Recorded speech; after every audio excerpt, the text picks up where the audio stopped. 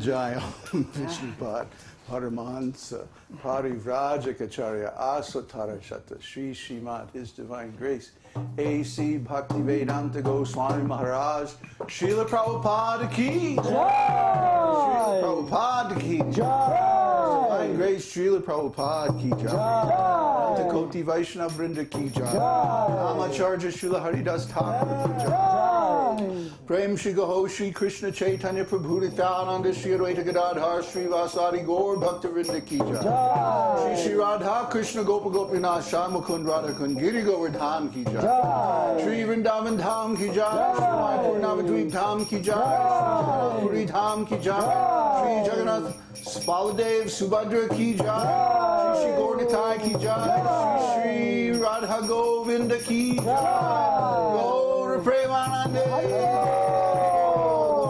Assembled devotees. All glories to the assembled devotees. All glories to the assembled devotees. All glories to Sri Sri Guru and Gauranga. All glories to Srila Prabhupada worldwide Sankirtan movement.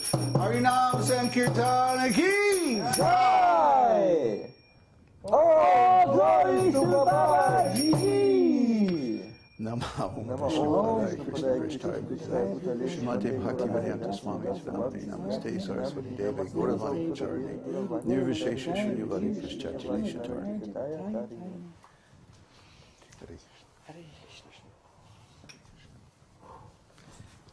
So, Radhesha. Get that recorded in hi-fi, will you? Okay. All right.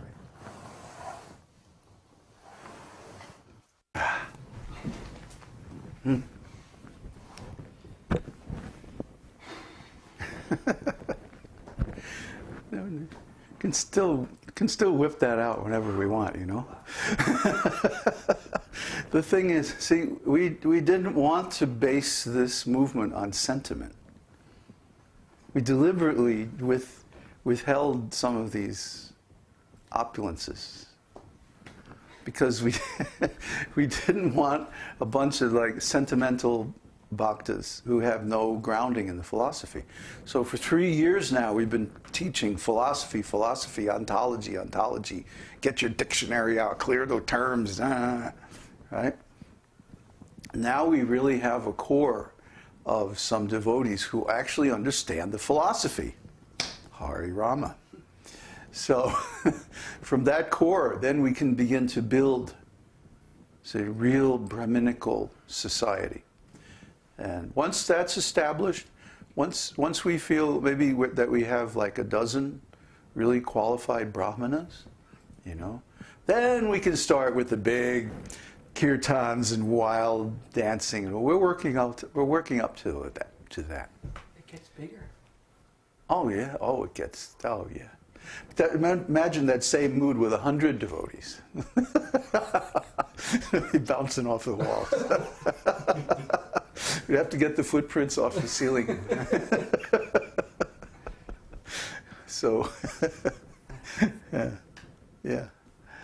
See, there's this unlimited bliss there, but you have to be qualified. You have to be pure. Huh?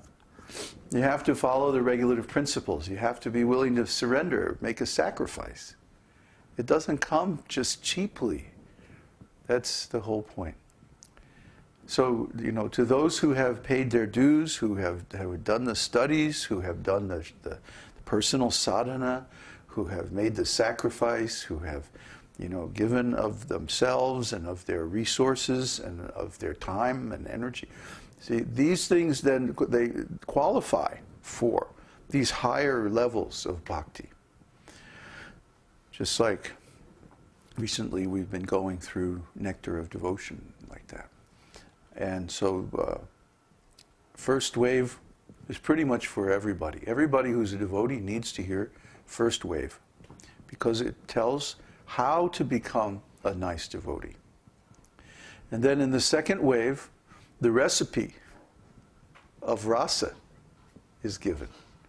The 5 bhavas and how to combine them and what they're called and all the terminology is given. And this is all basic to the third and the fourth wave.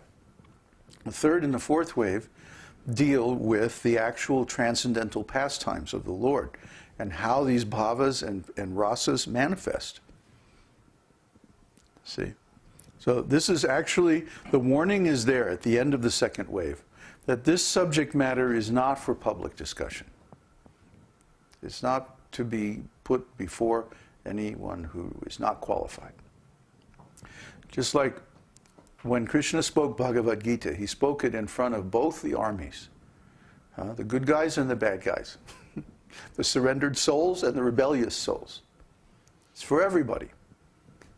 But then Śrīmad-Bhāgavatam was not spoken in public. It was spoken first of it was spoken at the disappearance of Maharaj Parikshit. And then the second time it was spoken by Sutta Goswami in the forest of Naimisharanya. Not in a public place, not in an open place, but in a very confidential place where only the rishis and sages and devotees and sadhakas were invited. And they knew to come there by the power of their austerity, See, it's not that somebody put up a notice, you know. There was no internet. This is yes, yeah. Shaunaka was the leader of those sages, and Shaunaka Rishi, he was very influential, but he had extremely high standards. Just like some fellow contacted me today by chat. His name's Badri Narayan. And he contacted and he says, I want to learn Jyotish. So I said, well, the qualification for learning Jyotish